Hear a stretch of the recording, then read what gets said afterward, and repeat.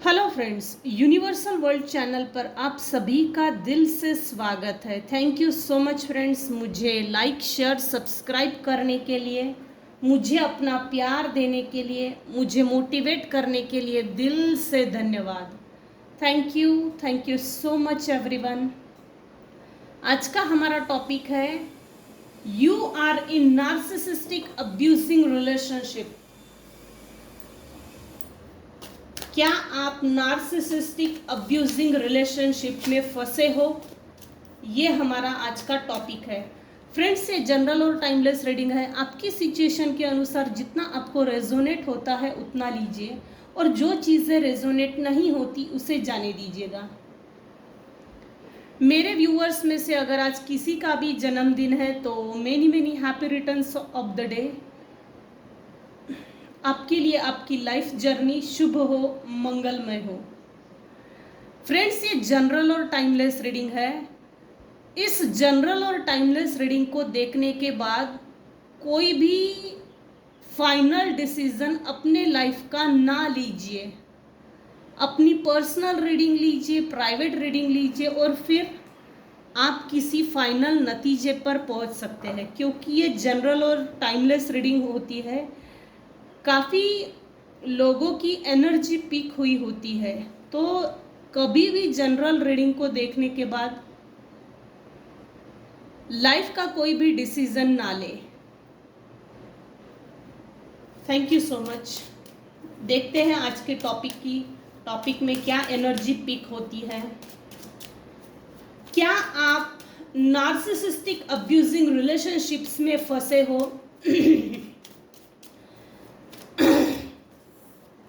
क्या आप narcissistic abusing relationships में फंसे हो?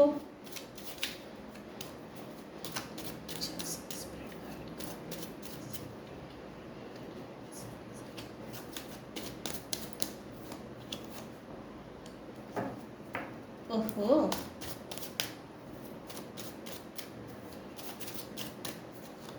फूल से स्टार्ट की किसी ने जर्नी। 10 ऑफ कॉइंस,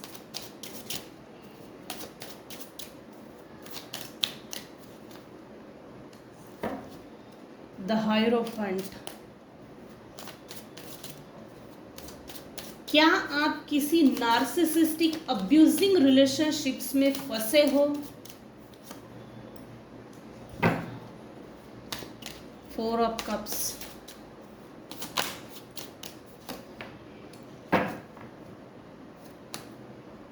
आपके हिसाब से अगर आपको किसी टॉपिक पर रीडिंग चाहिए तो आप मुझे अपना जो सब्जेक्ट होता है उस सब्जेक्ट को कमेंट बॉक्स में, कमेंट सेक्शन में लिखकर भेज सकते हो। किस टॉपिक पर आपको रीडिंग बनानी है, किस टॉपिक पर आपको रीडिंग बनानी चाहिए।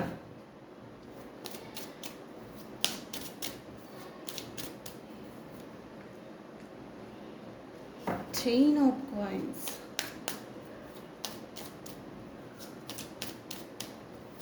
of course.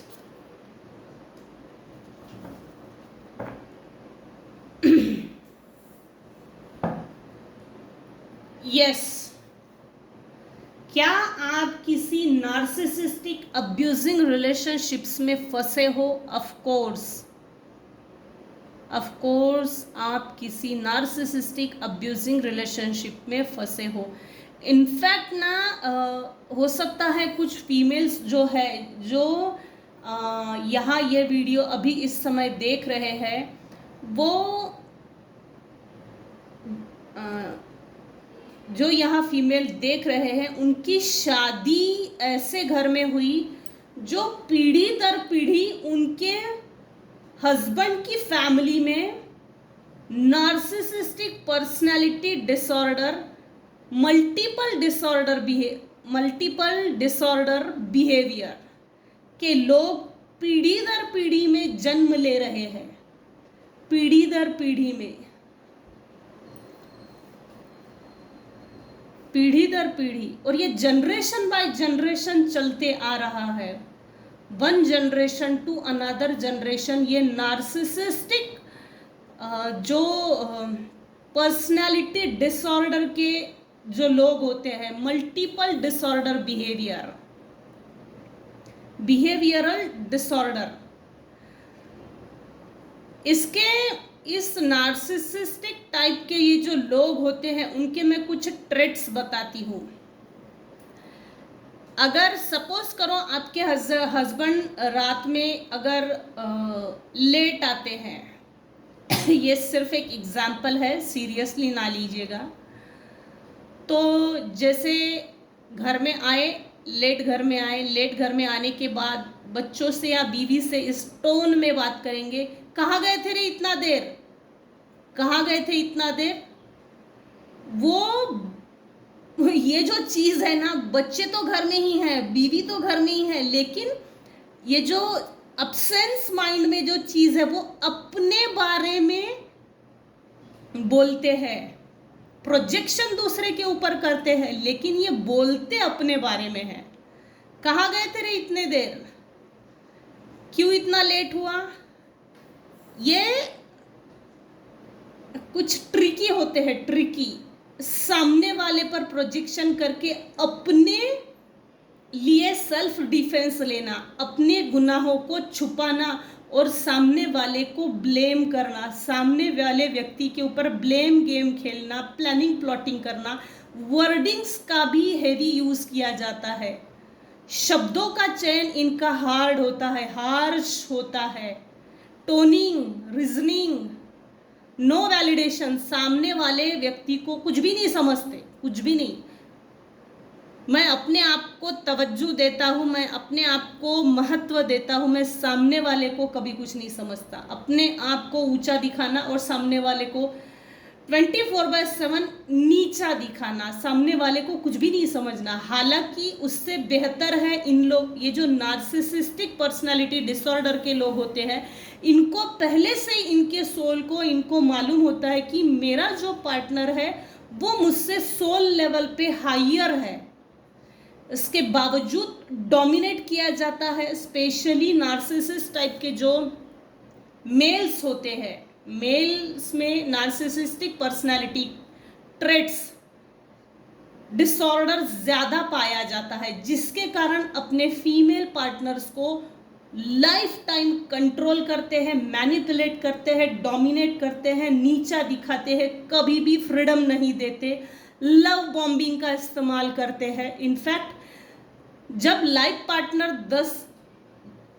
जैसे आफ्टर मैरिज 10 साल हो गए, 10 सालों में तो ये जो नार्सिसिस्टिक पर्सनालिटी के मेल्स होते हैं, इनका बिहेवियर इनके पार्टनर को बहुत अच्छे से समझ में आता है, जिसके कारण एक हस्बैंड वाइफ रिलेशनशिप में प्रॉपरली एक डिस्टेंस मेंटेन हो जाता है, गैप आ जाती है बातचीत करने में, साइकोलॉजिकल लेवल पर, mental, emotional, physical, psychological, financial, हर तरह से एक गैप आ जाती है, सेपरेशन क्रिएट हो जाता है।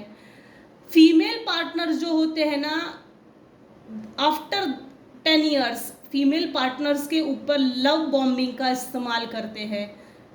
मैं पास जैसे नार्सिसिस्टिक पर्सनालिटी ट्रेट्स में ये जो आते हैं,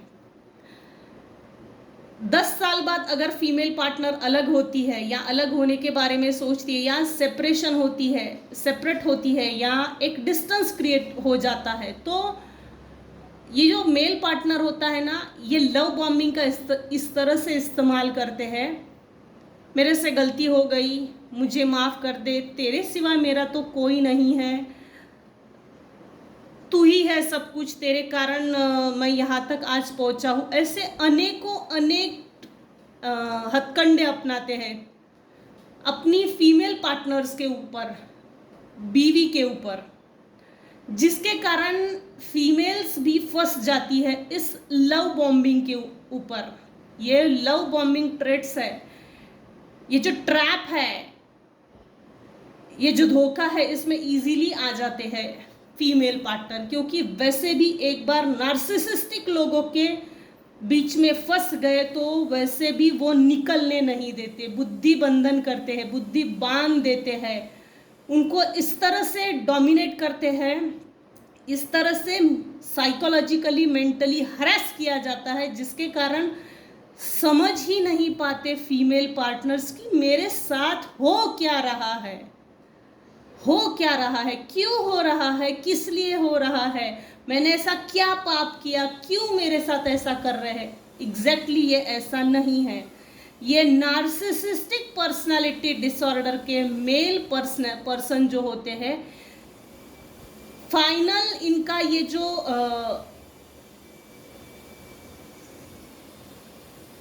फाइनली जो बोला जाएगा, जैसे इनकी डेस्टिनी में लिखा होता है, ये शुरू में 10 साल बहुत पहले तो पास आते हैं, फिर डिस्टेंस मेंटेन करते हैं, फिर अकेला करके छोड़ देते हैं, फिर नेक्स्ट लेवल आती है लव बॉम्बिंग, फिर से पास लेते हैं। ये ट्रैप है।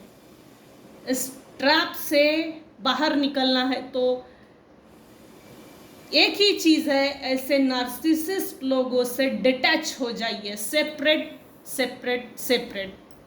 डिस्कनेक्शन। अगर पार्टनर है तो ऑफ कोर्स बच्चों के कारण 20 साल के लिए वैसे भी फंसे या फंसाए जाते हैं। फ्रीडम नहीं देते हैं मेल पर्सनालिटी के लोग, कभी भी नहीं। आप फ्रीडम की तरफ आगे बढ़ो, आप खुशी की ओर आगे बढ़ो, इनकी वैसे भी खच्ची हो जाती है।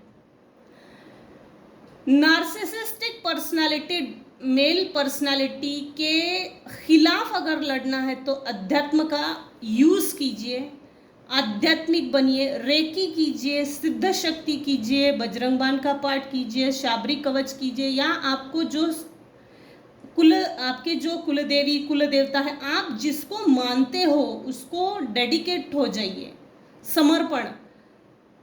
क्योंकि ये लोग लिटरली अकेला करके जब छोड़ देते हैं, अधमरा करके छोड़ते हैं, तो हमारे आसपास रोने के लिए ना तो कंधा होता है, ना हम रोने के लायक होते हैं। कभी कभी ये नार्सिसिस्ट लोग इतने डेंजरस होते हैं कि इनके कारण जो विक्टिम होता है वो सुसाइड तक करता है।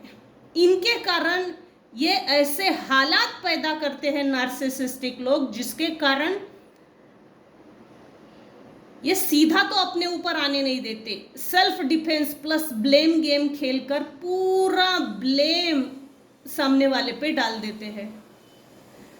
ये नार्सिसिस्टिक पर्सनालिटी डिसऑर्डर के लोग अपने आप को जैसा एक हिटलर बादशाह समझते हैं अपने आप को, सामने वाला सिर्फ नीचा दिखाने के लिए है, उसमें कोई शरीर नहीं है, आत्मा नहीं है, उसको महत्व ना देना, वैलिडेशन ना देना, उसके हिस्से का इम्पोर्टेंस, उसकी जगह, वो जो डिजर्व करता है वो छीन लेता है। नार्सिसिस्टिक लोगों में मानुषकी नहीं होती। ये लोग 10 तरह के डेविल्स को जगाते हैं, 10 तरह की नेगेटिव एनर्जी फोर्सेस को जगाते हैं, प्लस इनमें शैतानी एक निगेटिव एनर्जी, इनके ओरा में एक निगेटिव दुर्गंध होती है, गंध। आप अपने अनुभवों से ज़रूर मुझे बताइए, ये इतने ट्रेड्स अगर आप अगर किसी नार्सिसिस्टिक पर्सनालिटी से लड़ रहे हो या ऐसा कोई अनुभव आपने लिया है, तो ये चीज़ें आपने अनुभव की है तो आप मुझे ज़रूर कमेंट सेक्शन में, कमेंट बॉक्स में बता सकते हैं। अगर आपको टैरो कार्ड रीडिंग सीखनी है या आपको रीडिंग चाहिए तो आप मुझे कांटेक्ट कर सकते हैं। प्लस मनोकामना हवन, बाधानाशक हवन, प्लस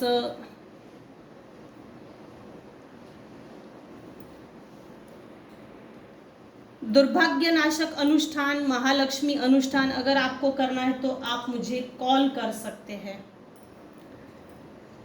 मैं बहुत से ट्रेड्स बता सकती हूँ, नार्सिसिस्ट लोगों से नहीं लड़ सकते।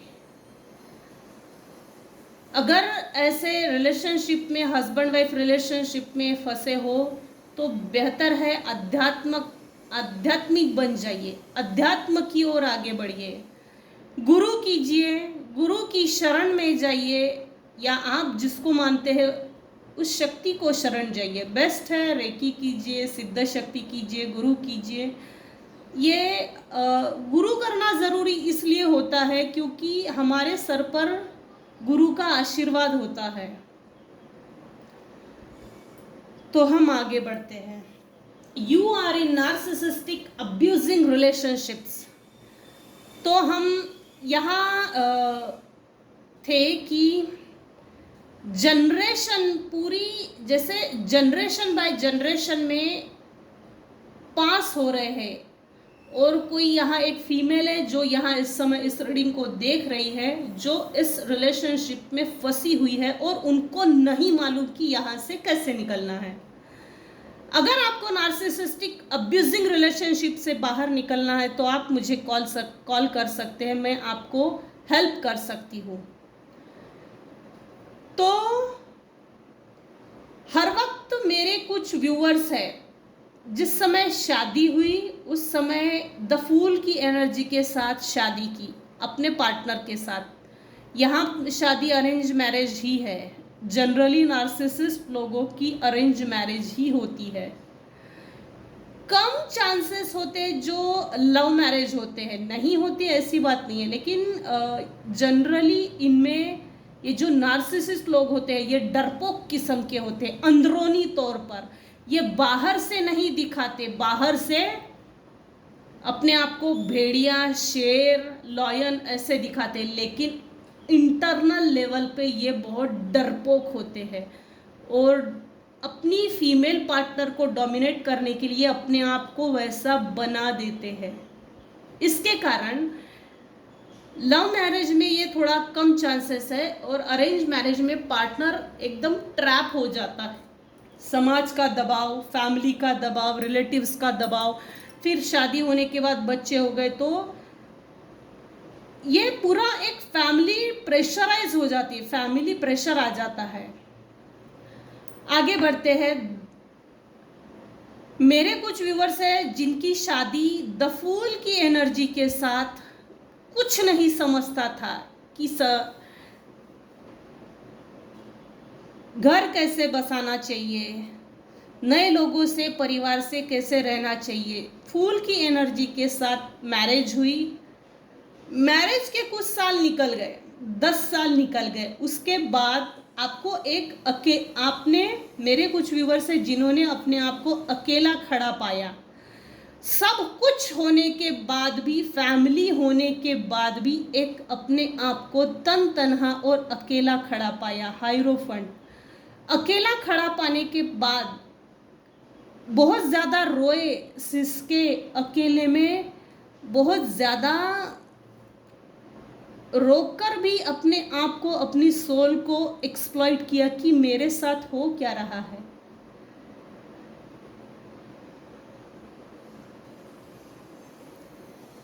उस अकेलेपन में तनहा जब थे, उस समय आप ईश्वर की शरण में गए, जिसको भी आप मानते हो, अपनी आप की हीलिंग की,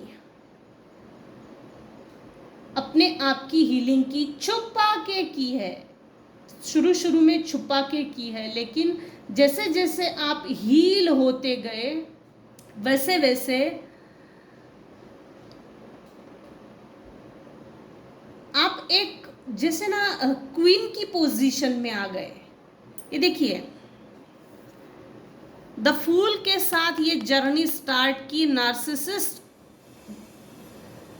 मेल पार्टनर के साथ जब शादी हुई, कड़वे अनुभवों के बाद आप एक क्वीन ऑफ कप्स की पोजीशन में आ गए।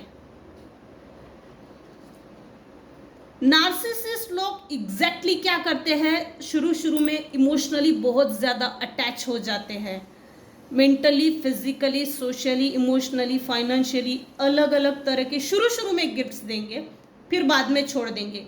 उनका ये ट्रैप होता है कि धीरे धीरे आपके आसपास के सभी लोगों को आपसे दूर करो, दूर करने के बाद आपको तनहा और अकेला करके छोड़ दो, और फिर आपको ब्लेम करेंगे, ब्लेम गेम खेलेंगे आपके साथ कि तेरा तो किसी के साथ पटता ही नहीं है, तेरा किसी के साथ नहीं पटता।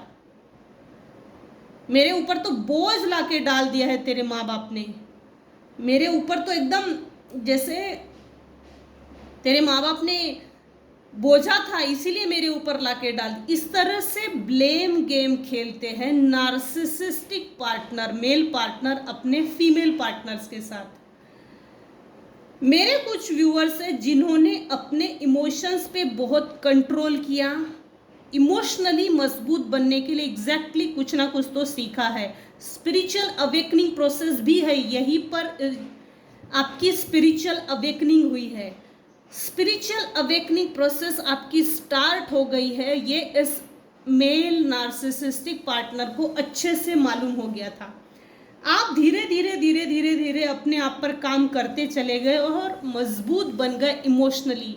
इमोशंस को साइड में कर दिए, अब आ गए प्रैक्टिकल, टोटली प्रैक्टिकल सोचते हो। मेरे कुछ व्यूअर्स अभी इस समय क्वीन ऑफ कप्स की पोजीशन में आ गए। आप देख सकते हैं यहाँ एक फीमेल बैठी है, उसके हाथ में कप है, उसने खुद पकड़ा है, पूरा कंट्रोल है अपने इमोशंस पे, पूरा कंट्रोल है अपनी कमज़ोरियों पे, अपनी ज़बान पे, अपने विचारों पे, अपने थॉट्स पैटर्न पे, बिहेवियर पे। आध्यात्मिक नॉलेज जो मिला, स्पिरिचुअल नॉलेज जो मिला, उस पर भी कंट्रोल है। कुछ लोग मेरे व्यूअर्स के आसपास भेड़िए के खाल में छुपे हुए थे, भेड़िए के खाल में, जबकि वो गधे हैं, गधे। आपके ऊपर बहुत खंजर घोंपे गए, धोखाधड़ी हुई है। आपको ये बात नहीं समझी, मेरे व्यूअर्स को ये बात समझने के लिए बहुत लंबा पीरियड निकल गया एग्जैक्टली मेरे साथ क्या हो रहा है। तो ये जो भी चीज़ें हो रही है या जो भी चीज़ें हो रही थी, ये हो रही थी। यहाँ मेरे कुछ व्यूअर्स है जिनका partner narcissistic multiple disorder behaviour है, अब्यूजिंग रिलेशनशिप्स। ये कभी भी अपने फीमेल पार्टनर को बराबरी का दर्जा नहीं देते, इक्वल गिव एंड टेक नहीं देते, इक्वल रिस्पेक्ट नहीं देते। और स्टार्टिंग में फीमेल पार्टनर्स जो होती है आफ्टर मैरिज लव बॉम्बिंग करना, गिफ्ट्स देना, उनके हर चीज़ को एकदम सराखों पे बिठाना, इनफैक्ट पसंद नापसंद को भी सामने वाले के नज़रिए से देखते हैं। धीरे धीरे ये भूत उतर जाता है, क्योंकि हमको हमारे हिस्से का जब रिस्पेक्ट नहीं मिलता, तब हमारी सोल, हमारा स्वाभिमान कहीं ना कहीं डैमेज जब होता है, तब हमारी अवेकनिंग शुरू होती है, स्पिरिचुअल अवेकनिंग प्रोसेस।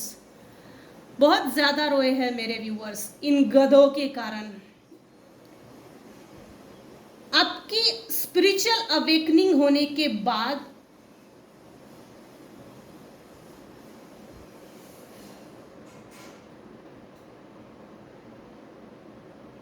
ये लोग थोड़ा डर गए, लेकिन ये दिखाएंगे नहीं कभी, ये चेहरे पर कभी नहीं दिखाते। इनके आंखों में पाप होता है, इनकी आंखें ज़रूर देख सकते हो। झूठ बहुत सफाई से बोलते हैं नार्सिसिस्ट लोग, बहुत सफाई से।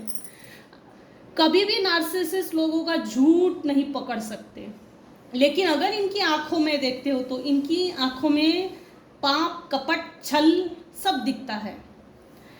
मेरे व्यूअर्स के लाइफ में after spiritual awakening new beginning हुई है।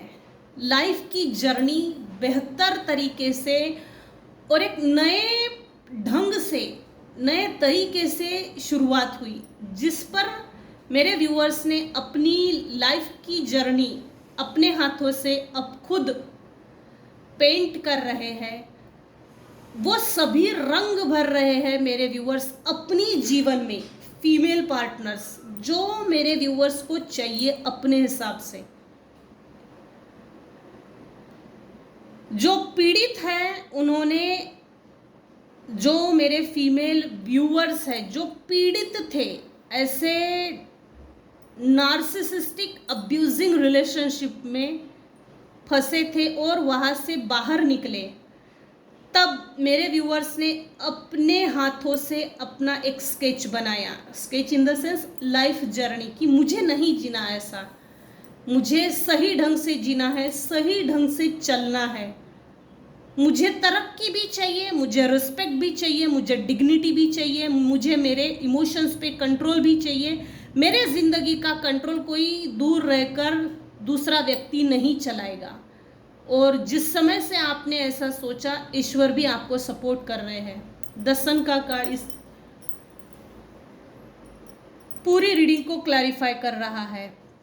मेरे कुछ व्यूअर्स हैं जिनके जीवन में बहुत फास्ट कोई गुड न्यूज़ आ रही है। हो सकता है कुछ लोगों को गवर्नमेंट जॉब मिली हो, कुछ लोगों को न्यू अपॉर्चुनिटीज़, कुछ लोगों को हायर एजुकेशन, अदर कंट्रीज़ में जाके business opportunity, economical financial strength gain, किसी तरह का आपको फाइनेंशियल गेन होने वाला है, या तो कोई ऐसी गुड न्यूज़ आएगी जिससे आप रातों रात जैसे ऊंचा उठ जाएंगे। और बड़ी स्पीड से गुड न्यूज़ आ रही है। वो गुड न्यूज़, वो चीज़ आपकी पास्ट, अभी तक के आपने जो पास्ट लाइफ जी है, वो सभी दुखों को आप भूल जाएंगे और वो सभी दुखों को भूलकर एक न्यू बिगनिंग होने जा रही है। ये कुछ हायर लेवल का है।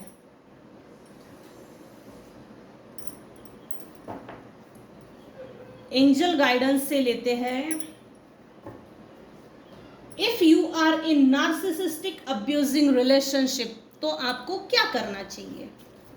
इसके लिए गाइडेंस लेते हैं एंजल आंसर से। वीडियो थोड़ा लंबा हो रही है